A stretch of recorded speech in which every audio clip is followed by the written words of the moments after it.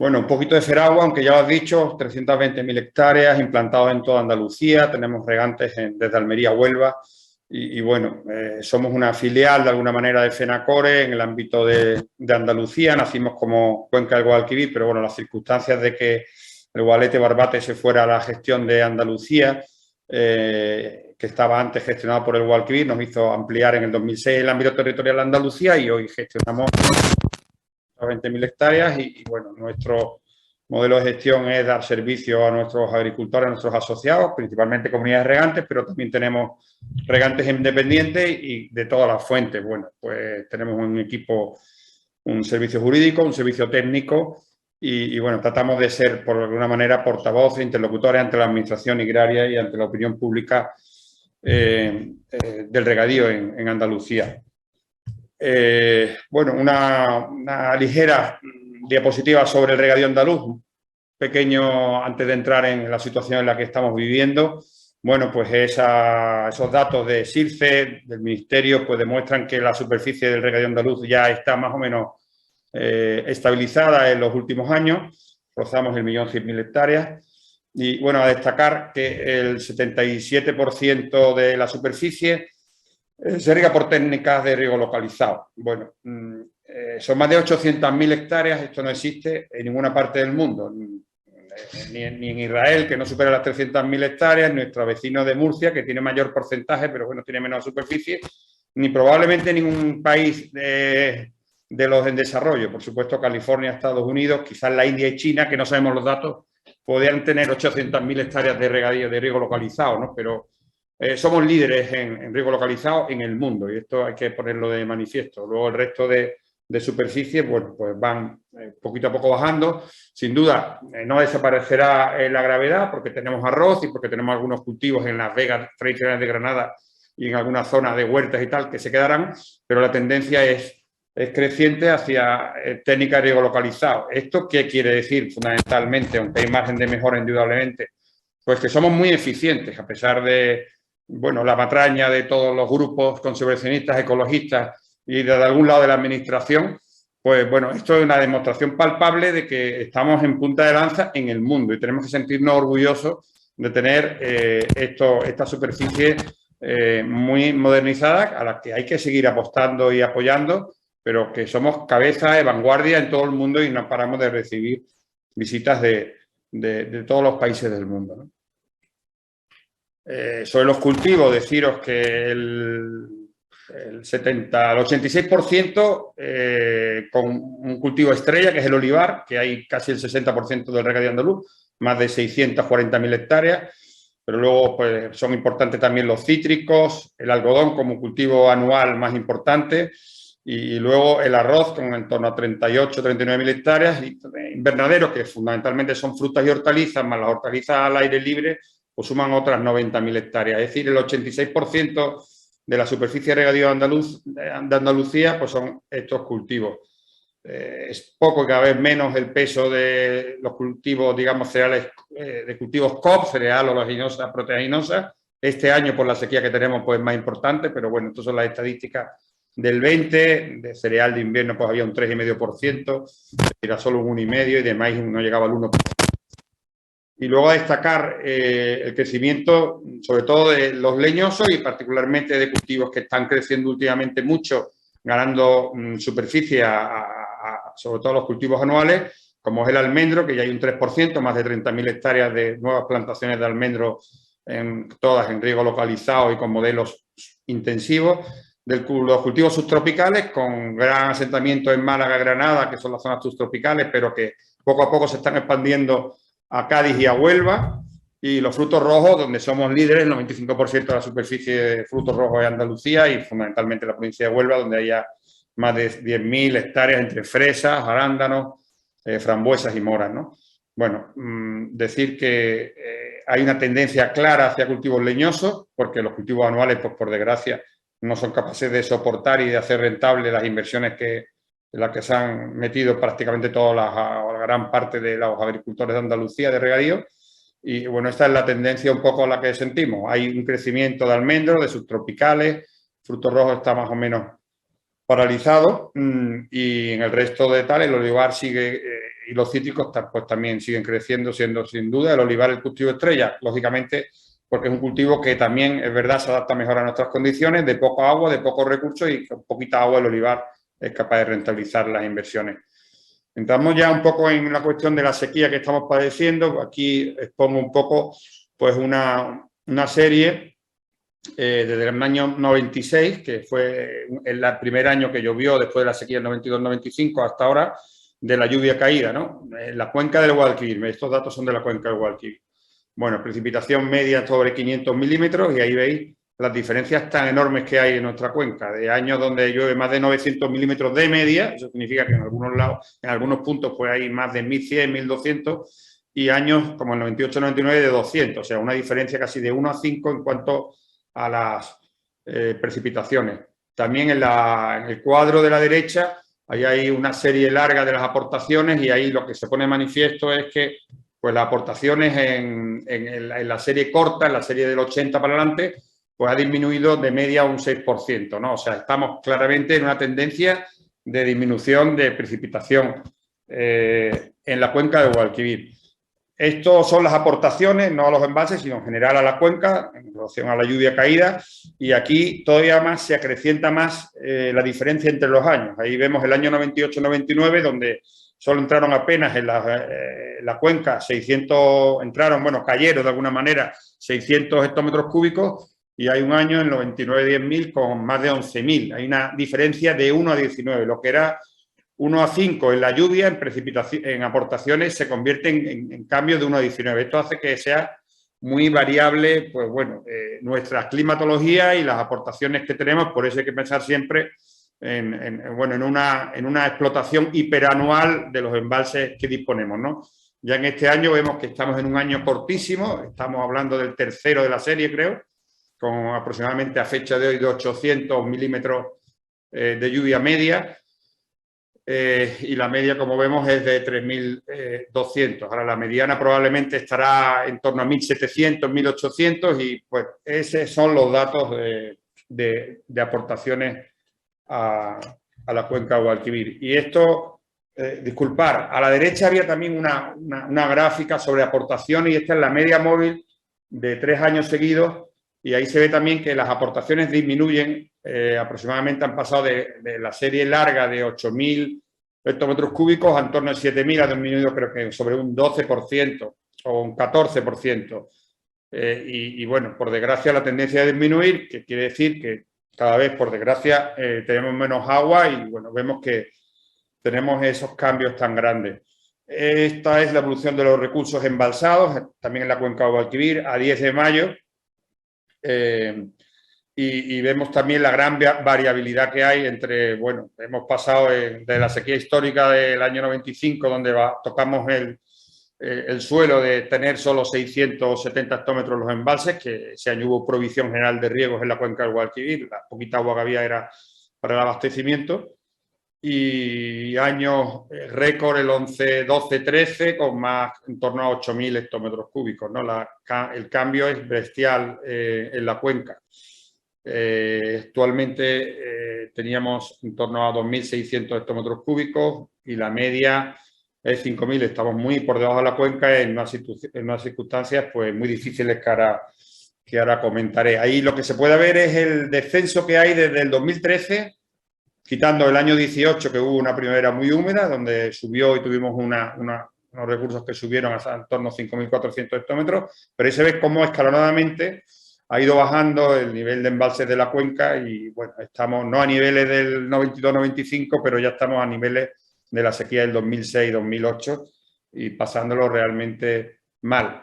También ahí lo que se puede ver es que las sequías no suelen tardar más de 4 años, por eso yo pienso, y espero más bien que pienso, que este periodo cambie ya, y que el próximo entremos en un ciclo húmedo, porque bueno, eso es lo que se suele ocurrir.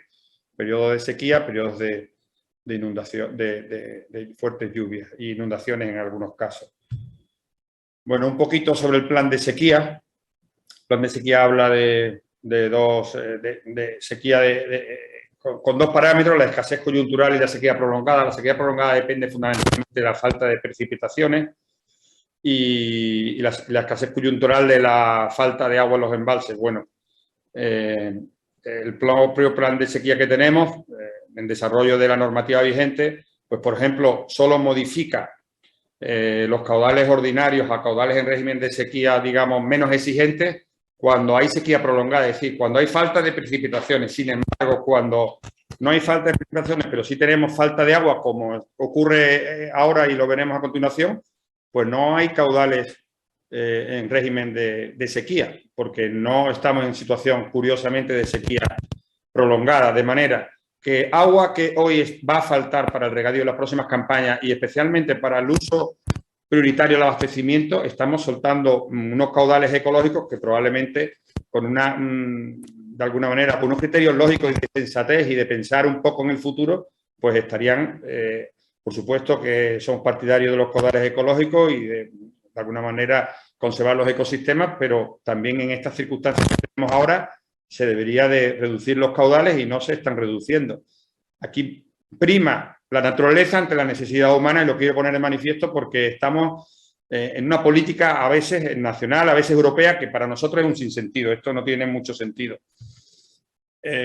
Sigo con lo mismo. Bueno, esta es la situación que había en la cuenca del Guadalquivir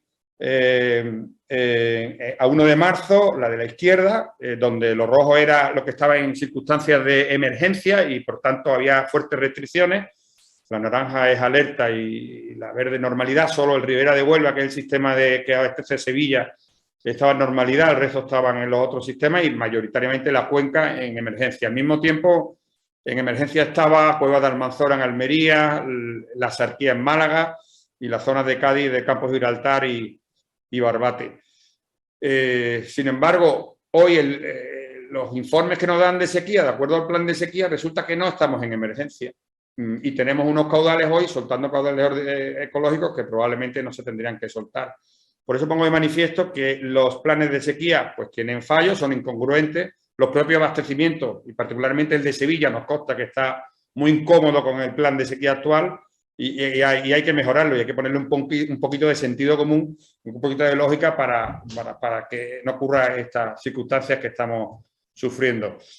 Esta es la situación, los antecedentes que hemos tenido sobre el agua disponible en los últimos años y bueno, llevamos ya 5 años con restricciones. En el 2017 tuvimos 5.500 como dotación máxima, con una restricción del 8%, al año siguiente 5.000, una restricción del 16%, al año siguiente otra vez pasamos al 10%, el 20 tuvimos un 20%, el año pasado un 50% y este año, ahora veremos, pues hay una restricción más de un 70%. Esto, es decir, hemos ido tomando poco a poco decisiones de recorte, pero bueno, las lluvias han venido a menos y con la situación de los embalses, pues estamos en una situación que ahora veremos.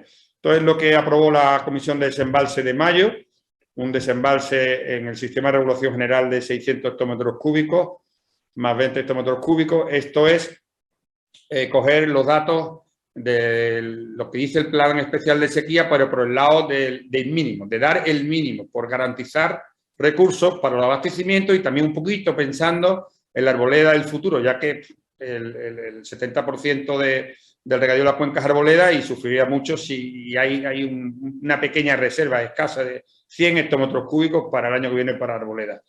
Y bueno, una cuestión que quiero ahí poner de manifiesto, para las concesiones de 6.000 metros cúbicos, son de las grandes zonas regables, concesiones, por cierto, en Andalucía, muy alejadas de las que tienen otras zonas de España, como por ejemplo Navarra, que ahora nos contará el representante del INTIA, que tienen dotaciones de 7.000 metros cúbicos, cuando evidentemente Navarra tiene una demanda evaporimétrica mucho menor que la del Guadalquivir.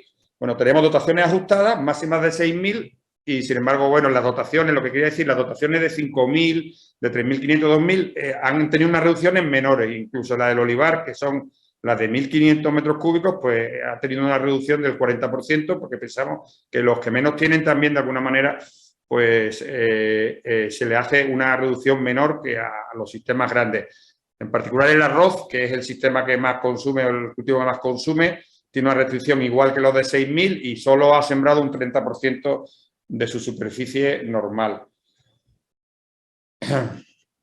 ¿Qué soluciones? vemos a la situación esta de déficit hídrico, que como vemos, pues bueno, ocurre cada década y ahora estamos metidos pues, en unas circunstancias pues, realmente muy difíciles y que pueden ser dramáticas si el año que viene pues, el otoño e invierno no es muy lluvioso. ¿Qué se hace? Pues medidas de tipo cultural como cambios de cultivo, pues se cambian cuando hay poca agua, se informa, tenemos comisiones de desembalse normalmente en noviembre, diciembre, suele haber otra en febrero, marzo y una última en mayo. Y bueno, estamos informados hoy de la situación de los embalses y los agricultores pueden tomar decisiones de antelación, se siembra más cereal de invierno o girasol en primavera y se abandona tierra. Ya el año pasado se abandonó porcentaje importante y este año más, por ejemplo, lo que he comentado del arroz, pero también el que tenga arboleda y el que tenga arboleda de mayor valor, pues también deja tierra calma sin regar y siembra girasol o trigo y no la riega y bueno, se lleva el agua a los cítricos o a los almendros. Aplicación de técnicas de riego deficitario, que cabe que estas son herramientas técnicas que ya alguien nos hablará, entiendo, en el nuevo fórum. He visto una ponente precisamente de la Universidad de Sevilla, me parece que hablará sobre esto, pues son especialistas en ello. En leñosos y en el cultivo de algodón empieza a ser conocido estas estrategias de regar, si hay menos agua, hacer el menos daño a la producción y a la calidad de los productos, regando menos en ciertos momentos. Ya parece ser que hay cultivos también como el tomate que están empezando a trabajar estos temas y esa es otra herramienta que pueden tener los agricultores. Y luego, sin duda, la más importante y muchas de las tierras, digamos, de cultivos con cultivos arbóreos o de leñosos, pues tienen pozos que ponen en marcha como complementarios, con dotaciones suplementarias o complementarias a las que superficiales que nos suministra la Confederación. Ahí hay un papel de los pozos y también a veces de las balsas, porque hay muchos agricultores y muchas zonas regables que tienen balsas y que eso les permite también tener algún agua más a principio de campaña o guardar algo de agua a final de campaña y tener agua para el otoño si no llueve. Estamos en una declaración de decreto de sequía con un escenario de emergencia y sequía prolongada durante 2 meses que estuvimos en mayo. Ahora resulta que no estamos en emergencia. Eso es una de las incongruencias de los planes de sequía. Y desde el punto de vista de la gobernanza, pues bueno, hay herramientas claras de cesiones de derecho de agua, tanto dentro e internamente de las comunidades regantes, donde pues, el agricultor que le falta agua para su cultivo, a lo mejor de más valor, pues compra y llega a acuerdos, no es que compre, llega a acuerdos con otros agricultores de su misma zona regable para usar su volumen, parte o todo el volumen del otro regante. Esto son acuerdos internos, así lo dice la ley de agua, y las comunidades lo que hacen es tomar nota de los cambios y el volumen de uno va a otro y eso hace pues, mejorar de alguna manera, ser más eficiente en la optimización del escaso recurso. Hay también acuerdos entre concesionarios de sistemas diferentes, incluso externos. Los regantes del Negratín Almanzora, que toman agua en cabecera de la cuenca del Guadalquivir, en la zona, en el embalse Negratín, en Granada, llevan cortado el trasvase porque la situación de la ley del trasvase dice que no puede ir agua en determinado momento y desde prácticamente principio de agosto del año pasado pues tienen cortado el trasvase, pero sí se han podido llegar a algunos acuerdos con algunos agricultores y tierras que ellos mismos tienen en la zona del arroz y van a poder llevarse a 3 o 4 hectómetros o no sé exactamente qué volumen para de alguna manera ayudar a su complicadísima situación en el Valle del Almanzora. Medidas de carácter socioeconómica, bueno, las que ha aprobado el decreto de sequía. En principio hay una condonación de carnes y tarifas de riego este año para todos los agricultores que tengan menos del 50% de la dotación normal, que son la mayoría. Hay algún sistema en el Guadalquivir que sí tiene algo más, pero son los mínimos. Bueno, hay alguna bonificación fiscal, IBI, seguros sociales. Y el ERTE, las comunidades regantes, que hay alguna comunidad que ya incluso ha trabajado en este tema y es muy posible que el año que viene, si no llueve, tengamos que necesitar de ERTE porque habrá que hacer regulación de empleo porque si no hay agua, pues no habrá actividad. Esto es lo que tenemos por delante. La puesta en marcha de pozos de emergencia es una de las medidas que hemos pedido a la Administración y lo ha aprobado en el caso del decreto de sequía del Guadalquivir. Refuerzo de guardería para que de alguna manera, pues, si hay focos de ilegalidad, pues sean controlados y también un poco porque se controle el consumo del agua de todos los regantes y que nadie se lleve agua que de alguna manera con la escasez de recursos que hay, pues le puede tocar a otros y al final de campaña se quede sin agua por no tener una gestión de alguna manera pues controlada. Y bueno, hay campañas de concienciación ciudadana, tanto a nivel, digamos, de los ciudadanos como a nivel de los regantes, que llevamos tiempo haciendo a nivel de nuestras comunidades para reforzar, bueno, transmitiendo que las circunstancias son las que son. Y realmente este año hemos contado que la gente ya, los agricultores están de alguna manera concienciados, han cambiado los cultivos y bueno, por desgracia hay una situación pues muy compleja.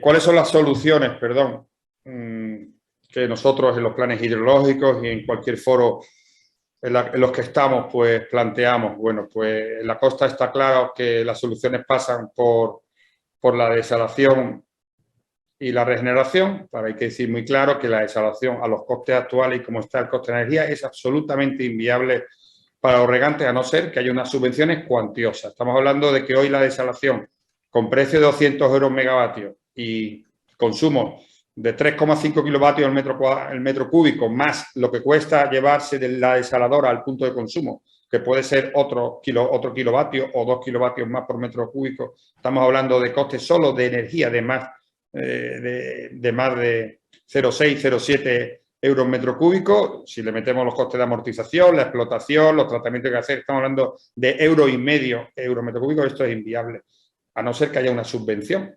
Y eso es lo que están pidiendo, lógicamente, los regantes de ganadería. Las aguas regeneradas, ahí sí hay un campo pues mucho más importante. Yo creo que está tanto la Junta de Andalucía, que en el plan hidrológico del litoral habla de 100 hectómetros cúbicos de proyectos para poner digamos, nuevos recursos por en torno de 100 hectómetros cúbicos. En el ámbito del Guadalquivir el plan hidrológico habla de 20, es decir, que hay, que duda cabe que se va a avanzar, pero también hay que decir que la desalación, la regeneración no cuesta el agua al regante igual que el agua superficial o los subterránea, que pueden estar entre 10 y 20 céntimos. Estamos hablando entre 20 y 30 céntimos y ya, pues depende del cultivo, pues será capaz de soportarlo o no. ¿Qué pedimos también? Bueno, seguir avanzando en el proceso de modernización. Ponemos ahí modernización tradicional porque, desgraciadamente, desde hace prácticamente la crisis, la modernización tradicional se ha acabado o solo está la línea de la Junta de Andalucía, que tiene un inconveniente, que tiene una línea de ayuda con el 60% de ayuda, que puede llegar al 80% en alguna provincia, pero claro, con unos proyectos, una ayuda máxima de 5 millones de euros. Cuando hablamos de esto es para proyectos de comunidades de 1.000, 1.500, como mucho 2.000 hectáreas, cuando tienes comunidades más grandes ya no tiene ese nivel de ayuda y hay zonas regables en Rumblar, por ejemplo en Jaén, o alguna vega de Jaén también y de Granada, que no son capaces de por esos sistemas modernizarse. El PERTE de alguna manera agroalimentario tampoco en Andalucía ha priorizado este tipo de modernización, apuesta por la modernización. Digo en Andalucía porque me consta que en otras zonas de otras comunidades autónomas sí hay proyectos de modernización con el PERTE agroalimentario, con los convenios que se ha hecho SEIASA con las diferentes comunidades regantes. Aquí en Andalucía ninguno, son todos proyectos dedicados, enfocados a regeneración, a desalación y a energías renovables, lo cual no parece muy bien, pero no hay que abandonar la modernización clásica. Hay un nuevo PERTE digital, que sí es competencia del Ministerio para la Transición Ecológica, que precisamente la semana pasada tuvimos una jornada en Sevilla y vino el subdirector general competente del Ministerio para explicarlo, y que en 2023 tendremos convocatoria abierta. Y bueno, todo el tema de energías renovables que se está desarrollando con bastante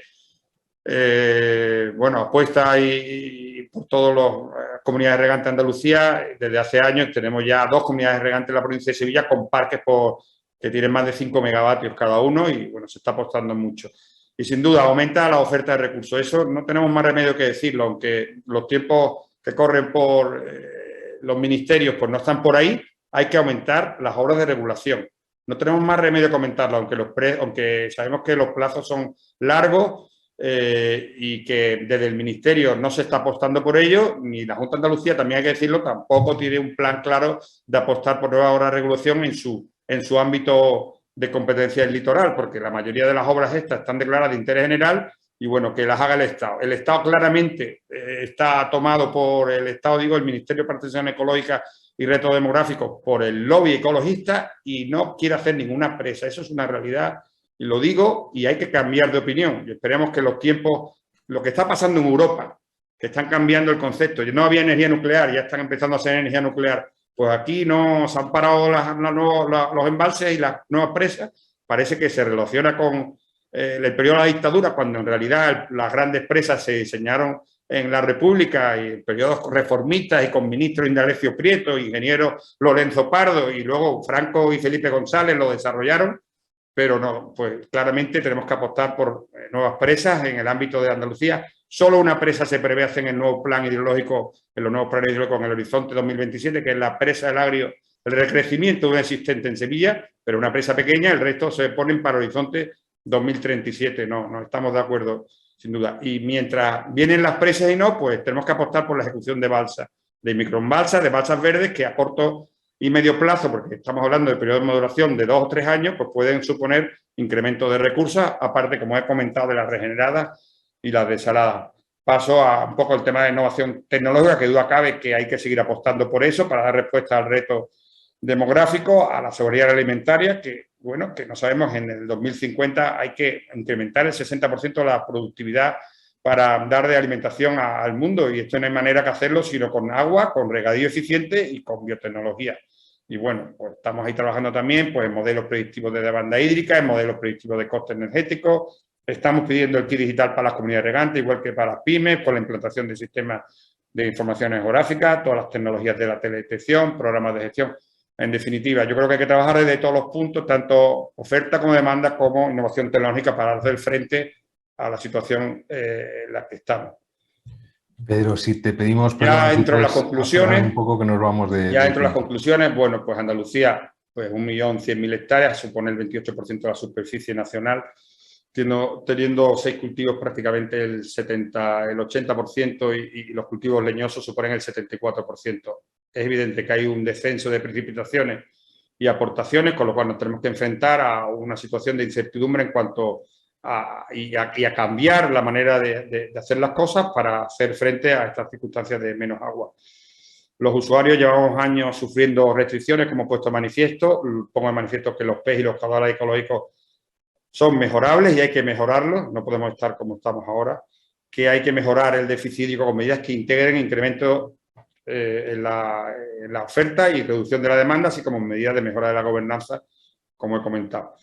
Y que la cuenca de Guadalquivir y muchas zonas del litoral andaluz presentan un déficit hídrico muy importante que necesitan soluciones diferentes en cada territorio, siendo muy necesario el diálogo y cooperación leal y sincera. Y desgraciadamente pues no la estamos teniendo en los últimos tiempos entre las administraciones públicas, regionales y estatales, tanto agrarias como de medio ambiente. Muchísimas gracias.